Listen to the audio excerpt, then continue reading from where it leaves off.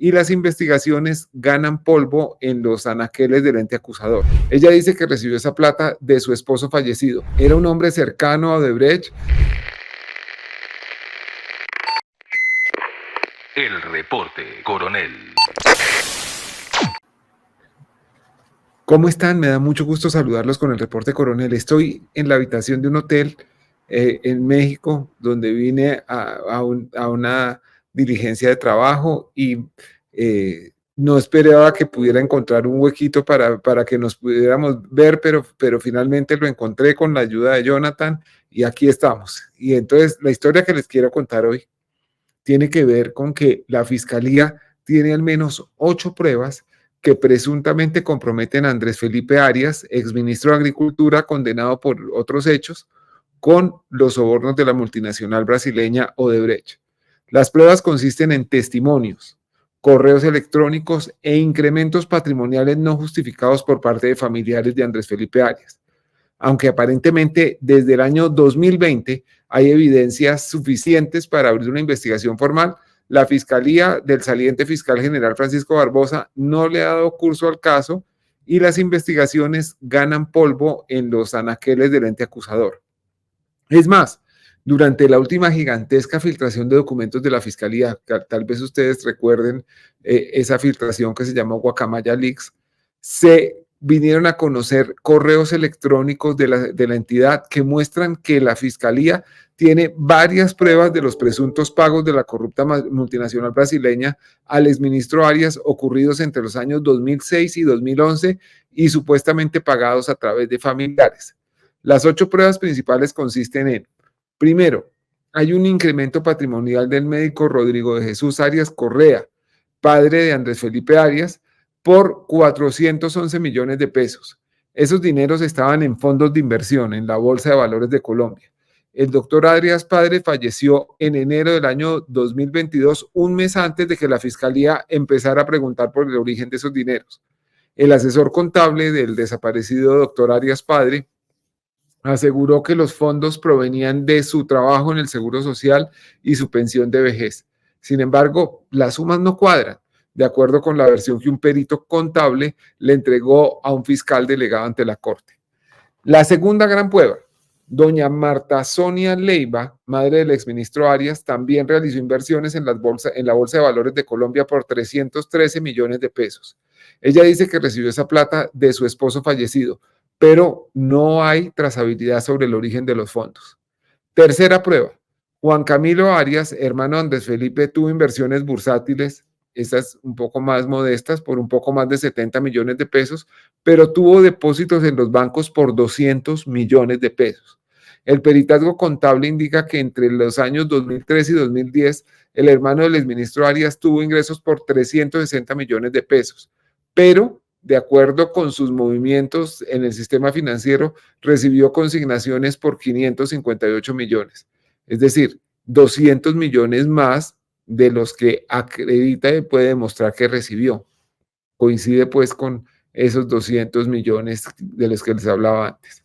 La cuarta prueba, el ex senador Otto Nicolás Bula declaró bajo juramento que Andrés Felipe Arias recibía regularmente dinero de los brasileros, abro comillas. Era un hombre cercano a Odebrecht y este le tenía como una gratificación o le regalaba una plata mensual al exministro Andrés Felipe Arias. Hasta ahí las comillas. Y después dice, Odebrecht le ayudaba como con un sueldo o una cuestión, algo así, como que le regalaba un sueldo, cierra comillas.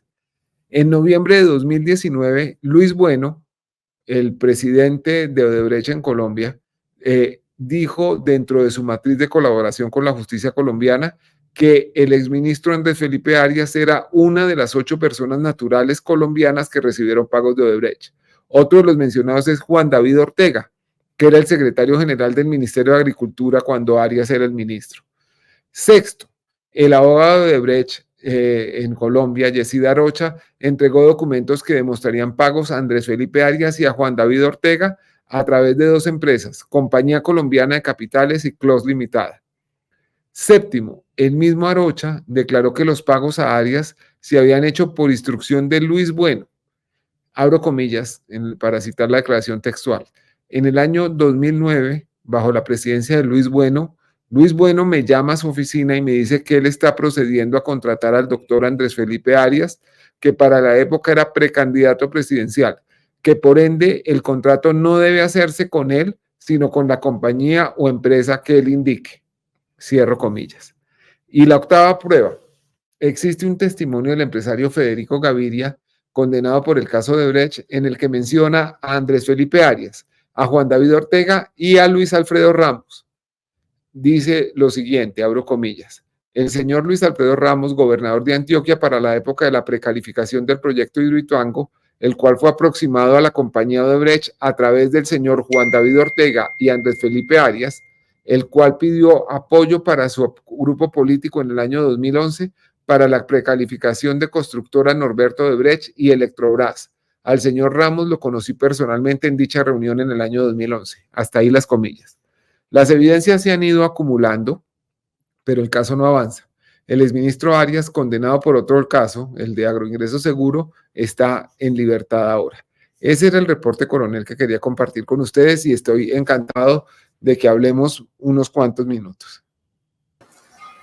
Don Daniel, buenas tardes. Tengo varias personas en sala, pero todas tienen su cámara encendida, así que le pido por favor a don Wilson Mogollón, a doña Marta, a don Carlos Andrés que enciendan sus cámaras para poder participar. Aquí la acaba de encender don Wilson Mogollón, se lo presento, señor.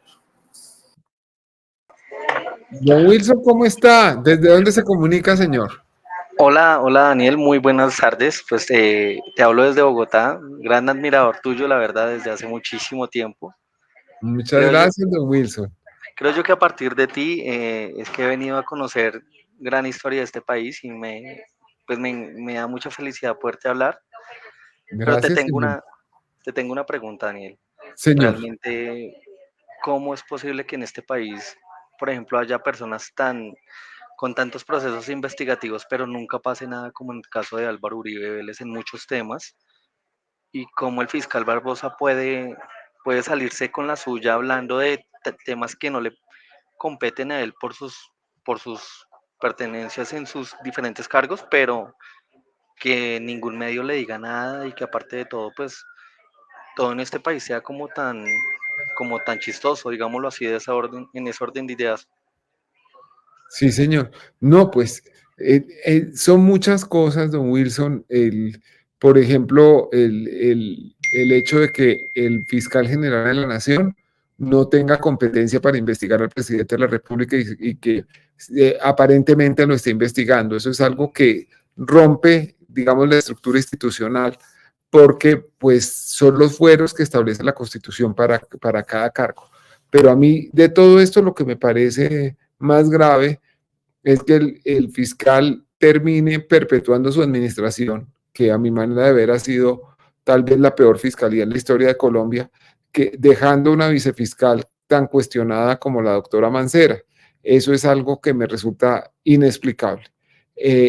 Mucha gente en este país sufre por la aplicación de la justicia y otros sufren por la no aplicación a sus victimarios.